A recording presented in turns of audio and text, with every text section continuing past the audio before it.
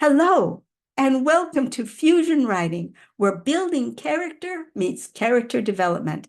Today is the start of a whole new unit. Can you believe we're in the month of July already? The second half of the year. It's just amazing. It seems like we were just making New Year's sounds and making our resolutions and breaking them. And now already we're at the halfway point in the year. Well, this is an exciting new session that we have to talk about. And I will let us get started by turning it over to Victoria. Hello, fellow anti-novelist friends, Lilligans, and faithful onlookers.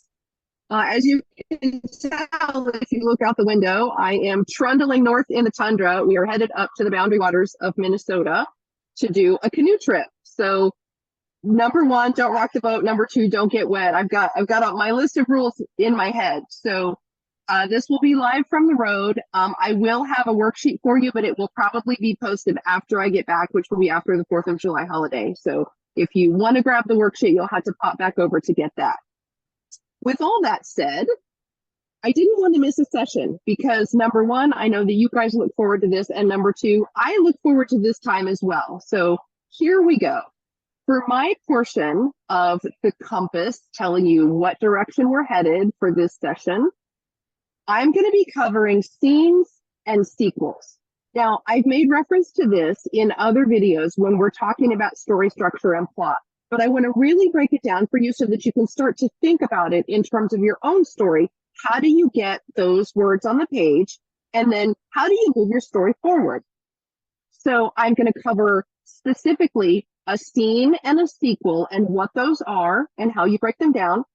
And then I'm going to abstract that out into from chapter to chapter so that you're moving your story along, from act 1 to 2, 2 to 3, and 3 to 4 so that you're moving your story along, and then over the architecture of the 8 major plot points. So you've got the worm's eye view all the way stair-stepping up to the high level view so that you're always looking around at your story and figuring out how are you going to get your characters from point A to point B all the way to Z, and what that's going to look like in the writing process. So hopefully I will give you some handy tips and tricks that you can use to write scenes and sequels through chapters and get that book finished.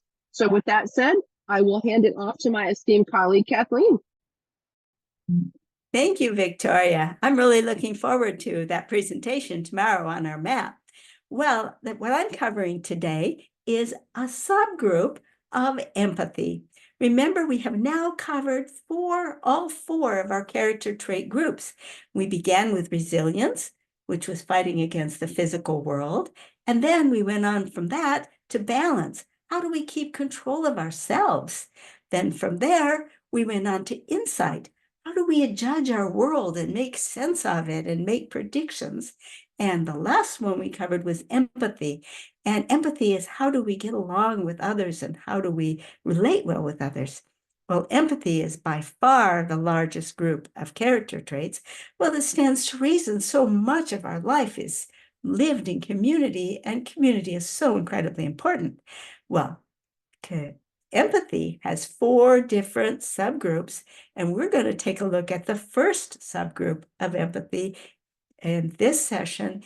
In the map especially, we'll dive down in a little more detail. We're going to be talking about the dependability subgroup. Dependability is how much and how well can the other actors in your story depend on this character. Does he come through? Is he responsible? Is he trustworthy? Is he sincere? Is he loyal? Many of these same 4 traits, we'll dive into them in a little bit more detail when we look at the map. So that is all for today for the compass. Join us tomorrow when we talk in a little bit more detail about both walking through our story with scenes and sequels and in the character traits of dependability. Victoria? Oh, excellent. Excellent. So it's always amazing to me how germane our topics are to each other. They dovetail beautifully. So as we're talking tomorrow during the map session about scenes and sequels, you're going to see really good examples of how this specific set of character traits can suggest to you what your scenes and sequels should be based on what characters are doing, how they're acting. So just a quick example of that is trustworthiness.